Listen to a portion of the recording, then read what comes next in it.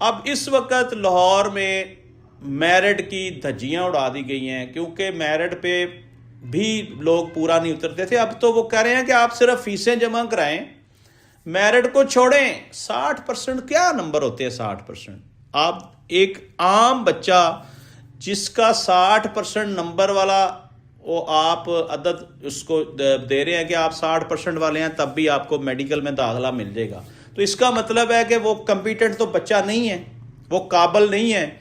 आप उसको डॉक्टर बनाने जा रहे हैं सिर्फ और सिर्फ पैसे हथियाने के लिए, भारी भरकम फीसें वसूल करने के लिए। ये एक बहुत बड़ा फ्रॉड हो रहा है। अब इस फ्रॉड को देखें, लोगों को शऊर कितना आ गया, नंगा कर दिया लोगों ने। इस वक्त 426 सीटें खाली हैं, कोई एमबीबीएस में दाखिला लेने वाला ही नहीं है। ऐसा कभी तारीख में हुआ ही नहीं।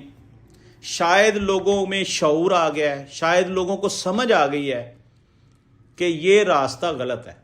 इस रास्ते पे अपना पैसा बर्बाद ना करें, इस रास्ते पे अपना वक्त बर्बाद ना करें।